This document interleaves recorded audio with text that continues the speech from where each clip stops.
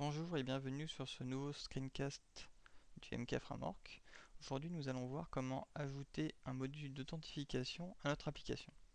Nous imaginons donc une application qui va nécessiter d'avoir un compte pour pouvoir y accéder. Pour cela, je vais d'abord me rendre sur le builder du framework, comme vous le voyez ici. Je vais créer une première application. Je la crée. Vous pouvez voir son rendu ici. Pour l'instant, c'est une application toute simple qui a été générée dans le répertoire data générée du MK Framework qui a été téléchargé précédemment. Ensuite, je veux que cette application-là, je vais l'éditer, je veux que cette application-là utilise ma table user de ma base tutorial DB, d'une base de données MySQL, pour effectuer l'authentification. Pour cela, je vais d'abord configurer mon application pour qu'elle puisse se connecter à cette base de données tutorial DB. Donc je vais aller dans, donc ça c'est l'arborescence du MK Framework que j'ai téléchargé et des IP. Je vais aller dans data générée et là qu'est-ce que je vois? Mon application. Donc je vais définir comme racine. Je vais dans répertoire configuration, connexion.ini et là je vais chercher une connexion PDO MySQL. Je vais prendre cet exemple là. Les autres j'en ai pas besoin. Je souhaite me connecter à tutorial DB et je vais renommer le profil plutôt que PDO MySQL exemple. Je vais l'appeler à la place tutoriel. Voilà, tutoriel. Vous pouvez l'appeler comme vous voulez. Voilà. Donc là j'enregistre, donc j'ai modifié mon fichier de connexion. Je retourne sur le builder, je vais créer la couche modèle. La couche modèle va lister donc mes profils de connexion, ici tutoriel. En cliquant dessus, elle va utiliser ce profil donc pour lister les différentes tables qu'elle voit.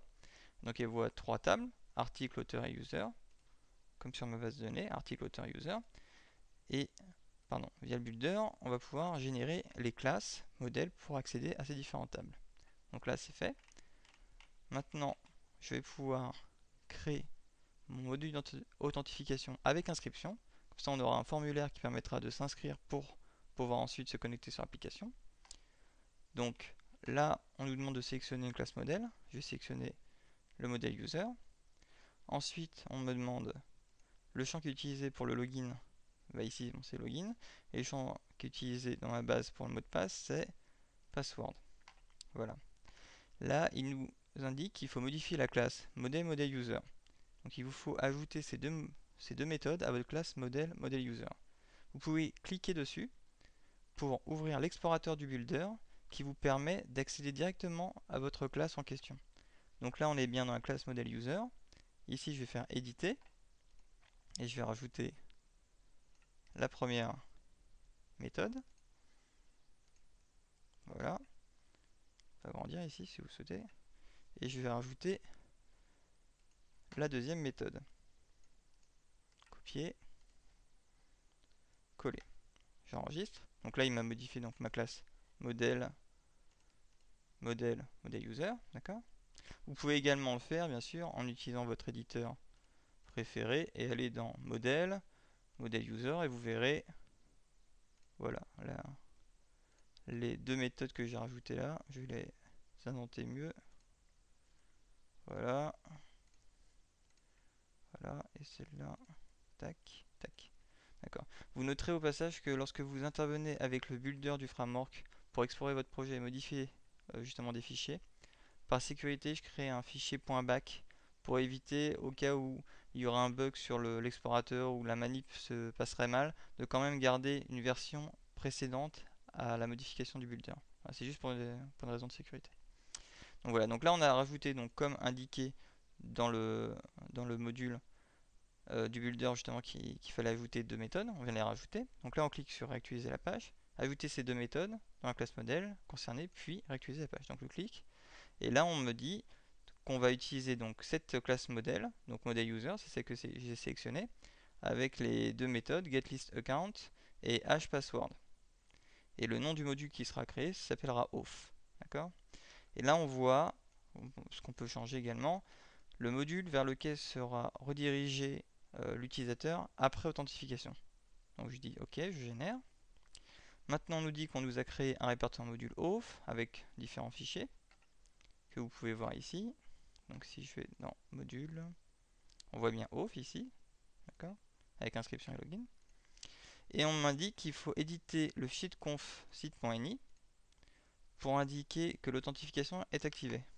Donc je vais aller sur... Donc je vais fermer deux onglets pour vous montrer. Quand on clique ici, ça ouvre donc un lien comme tout à l'heure sur l'explorateur de projet, directement sur le bon fichier de conf, qui est le fichier conf site.ini. Et donc là on cherche, comme on l'a vu là, auth pour mettre enable à 1. Donc on cherche auth pour authentification et enable, on fait éditer, on veut éditer juste cette ligne là, et enable on veut le mettre à 1. On enregistre. Vous pouvez bien sûr également faire ceci en passant, comme je le disais tout à l'heure, par votre éditeur préféré. Donc ici on aurait fait edit site.ini, et on aurait fait auth, enable, on aurait mis 1. Voilà, c'est juste pour vous simplifier la vie via Builder. Donc là c'est bon, on a enregistré. Donc là si on retourne sur l'application que l'on vient de créer, si on fait F5, là cette fois-ci on arrive sur un formulaire d'authentification. Donc on va s'inscrire, je vais créer un compte login, mot de passe passe, mot de passe passe, on confirme le mot de passe, on enregistre, votre compte a bien été créé, on peut aller sur la page de login. Donc là si je mets un mauvais login mot de passe, je ne peux pas rentrer sur l'application. Si je mets login passe, je peux aller sur l'application. Voilà pour ce petit tutoriel pour vous expliquer comment ajouter un module d'authentification à votre application. A bientôt pour un prochain tutoriel.